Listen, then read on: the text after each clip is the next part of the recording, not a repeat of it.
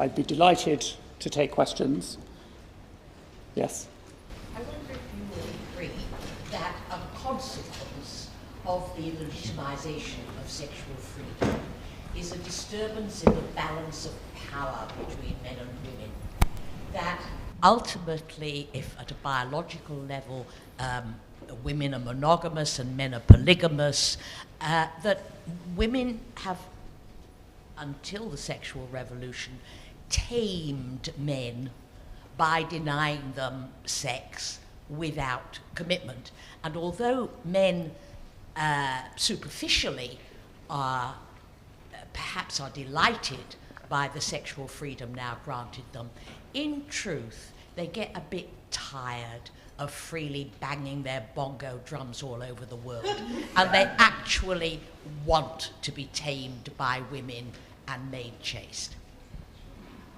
I can't speak for all 18th century men, but I think there is a very important point that you're making there, which is that from the 18th century onwards, women derive authority from the notion that they are more chaste, more ethical than men, and that men should learn how to behave from them. And that's absolutely one of the central foundations of feminist thought about women's authority.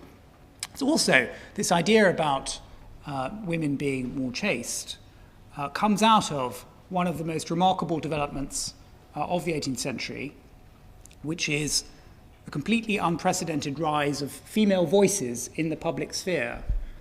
Before the 18th century, actually, everyone agreed in public that women were much more lustful than men. It's a central commonplace of classical thinking, of biblical thinking, of medieval thinking, of early modern thinking. And the idea is quite simple.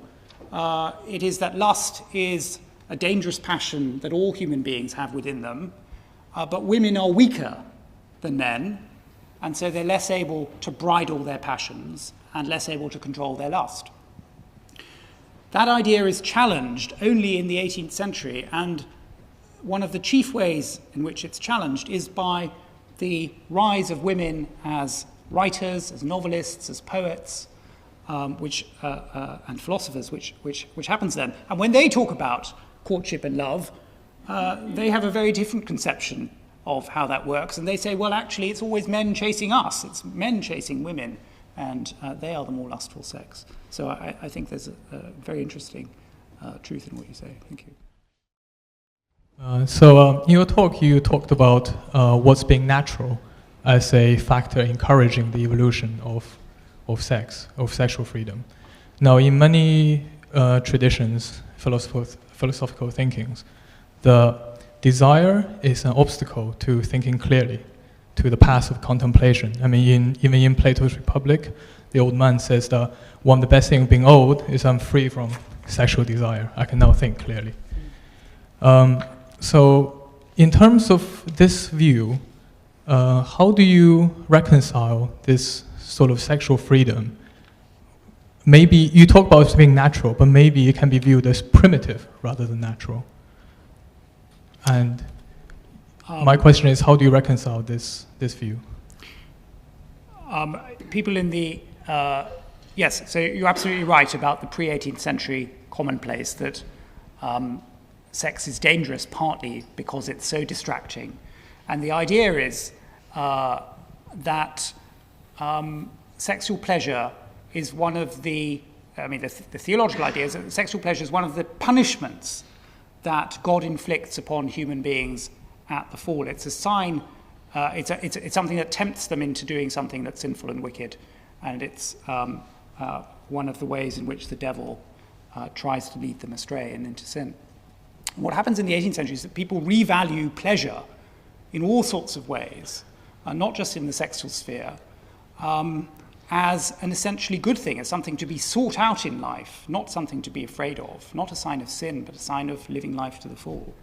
And that's one very important way in which they start to think differently about sexual pleasure as well. I think one of the central themes that maybe was missed out was reproduction, since up until quite recently, that's what sex sort of led to. And I was wondering what your take on was on sort of the moral condemnation of premarital sex, and because could it not have been seen as a device to protect women, so that from having a child out of wedlock and then having to care for it, because the moral condemnation of having that child was actually higher than sex itself? Yes, if I understand you correctly, you're saying, is the emphasis on sexual discipline not a way of protecting women from... Yes, yeah. Well, yes, up to a point. I mean, it's a patriarchal culture in which the more fundamental point is that women belong to men and their bodies belong to men. And so for a woman to have sex with someone who's not her husband is a kind of theft of her body from her father or from her husband. But it's certainly true that attitudes to immorality are, especially from women's perspective, which will be no surprise, most fundamentally concerned with the dangers, the physical dangers of pregnancy. That's what we find if you look in the archives of people worried about having sex outside marriage. That is the number one concern for the women. Yes, that is a central concern. And this is also, of course, a society in which contraception just simply doesn't really exist. But it's also a society in which people don't really understand the biology of conception yet properly. So maybe that helps as well. Thank you. I was going to ask a question because obviously in courtship in the 17th century, I read a book about the history of marriage and they talked about bundling. Did you come across bundling? A lot of people love bundling.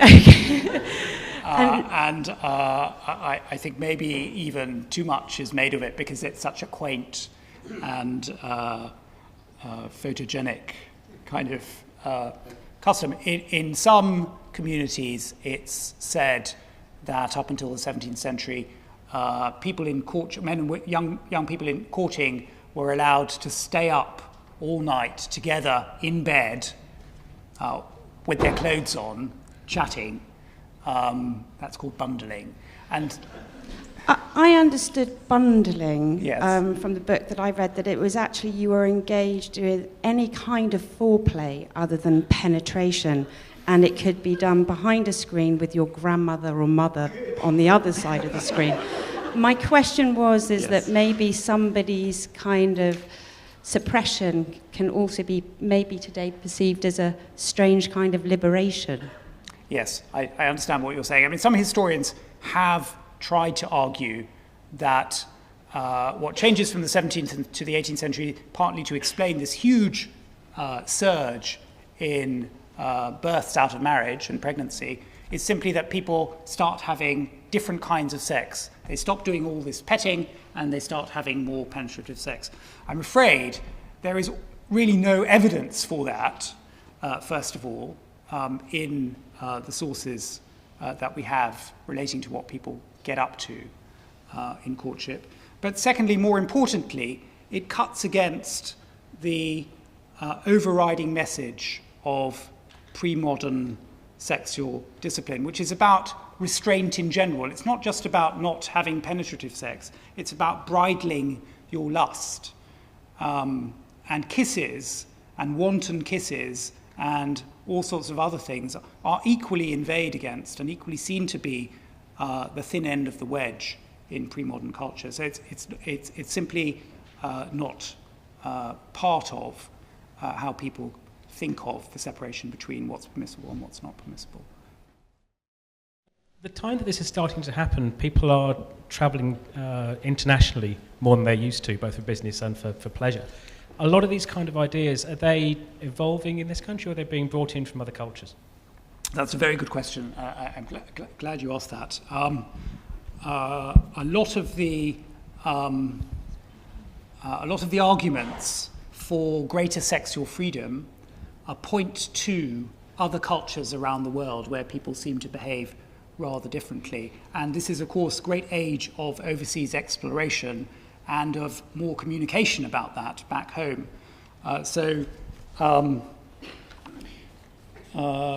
That absolutely plays a part. I'm just going to read you one of my favourite footnotes from my book, which is from John Wesley, the Methodist leader. No sexual freedom for him. Strict, staunch upholder of conventional orthodox mores. And what this shows is the extent to which these new ideas about what happens in other parts of the world are spreading. And it shows to what extent people like him can resist them. But he is not a conventional reader of Captain Cook. Anyway, he says in his diary on the 17th of December 1773, meeting with a celebrated book, a volume of Captain Cook's voyages, I sat down to read it with huge expectation. But how I was disappointed. I observed things absolutely incredible. A nation without any sense of shame. Men and women coupling together in the face of the sun and in the sight of scores of people. This is a famous description that James Cook puts in his account of sexual practices in Tahiti. And Wesley concludes in disgust, Hume or Voltaire might believe this, but I cannot. It shows, he's not an enlightened man, and he's proud of it. But more generally, yes, these accounts of foreign civilizations, and indeed of past civilizations, come to be valued as signs of what God's purpose really is, what the limits are of what's natural, and how much looser they probably are.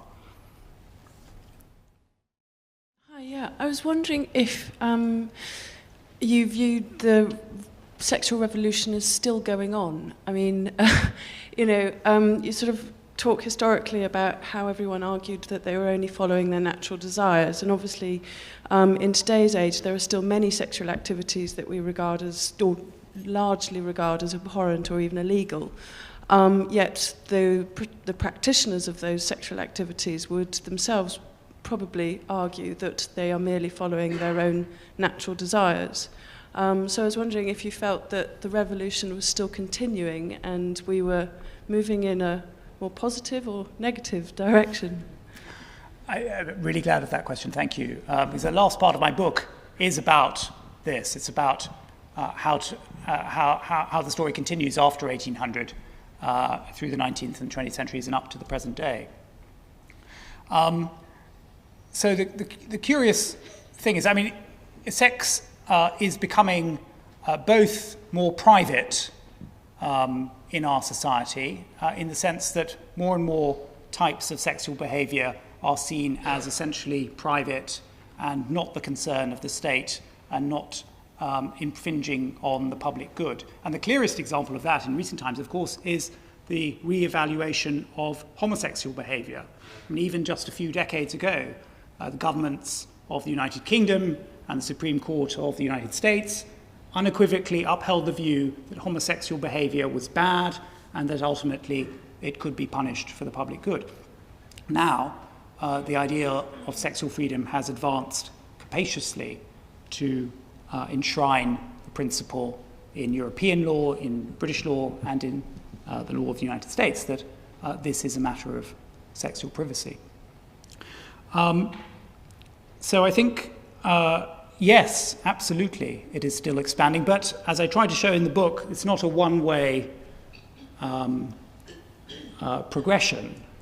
And the new ways of thinking about what's natural create themselves inequities that also are still with us. And one of the things that happens in the first sexual revolution is that what used to be a very coherent, simple, fundamentalist worldview is exploded, and it's not replaced by one single view of what is right or wrong. It's replaced by inherently unstable plurality of approaches. We can never, ever agree anymore because these concepts of the private and the public and the natural are tremendously powerful, but they're also impossible to pin down. And I think that process is just unending. And similarly, sex is also becoming more public in various ways in the world today. So that tension goes right back to the first sexual revolution. And there's a lot in the has been in the media, certainly while I've been growing up, about the sexualization of children and the loss of their innocence. I know for a fact, when I was a kid, I wasn't really bothered about boys at all until I was in my late teens. And my experience of meeting teenagers and preteens is that that is not the case. Is there a precedent for this in the studies that you've done and the research that you've done? Or do you maybe not even agree with with my belief? I think I understand exactly what you're saying, and I think it's clear that part of that has to do with the greater commercialization of sex, something that starts in the 18th century, but now, has taken on unprecedented contours in our modern world, and forms of communication that we have, and the internet especially, has accelerated a lot of the things even further that I talk about. But one of the differences between the 18th century and our own day is a different conception of childhood and a different conception of sexuality within that. So one of the ways in which, if you read Jeremy Bentham's manuscripts, for example, it's clear that he is a man of the 18th century, even though the ideas he articulates are still powerful and influential today, is that he thinks of the many different kinds of sexual behaviour that could exist. One that should be absolutely permissible is sex between pupils and their teachers. They can only both learn from that. It's a good thing for everyone. And I think that shows a very different conception of authority and power than we would now be comfortable with. You call it the first sexual revolution. Are you sure that this whole process hasn't happened before, or that this is not part of some sort of cycle that maybe we're going to return to something pre-modern eventually, or that this whole thing is more cyclical? It sounds very linear the way you've described it, but is it not possible that it's something more cyclical, taking a longer view? No. Because what I describe, what I do in the book, so for starters, let me say this is about Western civilization. I'm not talking about the history of other cultures around the world, although I do think that there are very interesting parallels between pre-modern Western culture and fundamentalist worldviews around the world today, in Islamic societies, but also in other kinds of theocratic cultures, such as fundamentalist Christians and so on. But what's so striking about Western society from, if you like, the Anglo-Saxons all the way to the 17th century is that sexual discipline is completely taken for granted as the way of dealing with sex outside marriage, and that it's becoming stronger and stronger and stronger and stronger. It's having more and more effect. There's nothing cyclical about that. And then this great explosion in the 18th century creates completely different ways of living and completely different ways of thinking. So that although what's happened subsequently also has involved setting boundaries between what's right and wrong, the ways in which we go about that are essentially new, and they're essentially different from the fundamentalist outlook. So I'd say that was a huge seismic watershed, and it's impossible to go back because the ideas are so intrinsically powerful. Even today, they're animating new ways of thinking, as one of the earlier speakers referred to. So essentially associated with the death of God. It's not the death of God so much. I mean, I know what you mean, but people in the 18th century still are deeply religious and they still believe in God. They just think of God as a very different kind of entity. They start to think of God as essentially benevolent and distant and not intervening all the time to punish people. And that's a huge change from the fear of God that is such an important driver before the 18th century of punishment. Because the idea that God had punished not just individuals for their sexual immorality, but whole societies if they didn't repress such behaviour as witnessed in Sodom and Gomorrah, that's a very important driver for fundamentalist views. When do you think people first became aware of the dangers of sexually transmitted diseases? Because do you think that could have put a little suppression on free sexual activity? Oh, well, absolutely. In the 15th century and the 16th centuries, syphilis starts to spread and be recognized as a new scourge throughout Europe. And that is one of the reasons why that is a period of heightened sexual discipline and sexual repression. And people see that as a punishment from God, and they see it as a clear way in which having sex outside marriage will destroy you and destroy your society. But then how come there was more freedom in the 18th century if people realised the big risks there? Because clearly there was very little protection against it for any sort of penetrative intercourse. First of all, I think it's particularly scary to people when it first appears, as it were, when it first appears on a large scale in the 16th century. In the 18th century, people have started to treat syphilis as just another disease. And if you open the newspapers of 18th century London, there are endless quacks advertising remedies for this. So people take it in their stride, and they also don't see it anymore as, divine punishment or anything like that. I was interested to see the Beggar's Benison. There's a wonderful book on it, a whole entire book devoted to the subject. But coming back to the question, the matter you raised earlier on about relationships of authority and power in the context of teachers and pupils. Obviously, people do find the concept of power erotic. We see that from people's conduct today. In the 18th century, you did have genuine relationships of power and dominance and masters and servants. To what extent, even in aristocratic or powerful circles, were there self-imposed codes of conduct about the extent to which you could abuse that power? Or was the power absolute? I think the opposite is more visible. That's to say, and one thing I didn't have time to talk about, but which I talk about a lot in the book, is the extent to which class divisions are sharpened, and people's ideas about morality are not just increasingly distinguished by sex, but also by class. And so by the end of the 18th century, most people take for granted that not just that men are more promiscuous, but that upper class men are especially promiscuous, and that lower class women are actually less chaste than respectable women, and so easier prey, and perhaps it's partly their fault too. And there's a horrible conjunction of talking about prostitutes as partly victims and partly women who bring it on themselves in the discourse of the period. Is there any restraint within the upper class, other things that are regarded as unacceptable that you would...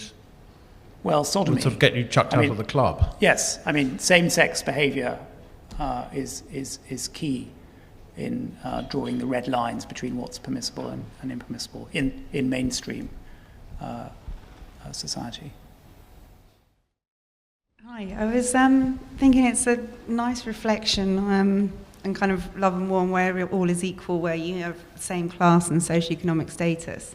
I was just wondering about the consequences perhaps on the lower classes with respect to sexually transmitted diseases and the burden of death through pregnancy, for example, which was probably one of the highest causes of death in young women of that time.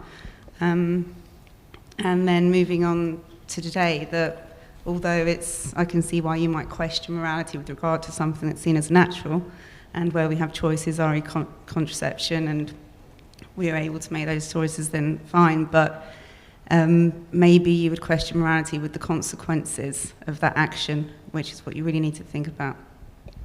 Yes, absolutely. But I think that the way in which the 18th century, the first sexual revolution, creates a new way of dealing with that is that the burden starts to be placed on individuals to decide what's right and wrong. And the clear earlier message that you simply had to distinguish between sex within marriage and sex outside marriage, and then you knew what was right and wrong, is replaced by a much more complicated way of thinking about consequences, and consequences for the individual, and to what extent what two people do in private has ramifications for other people, and so on. And those are exactly the things we still grapple with today. Thank you.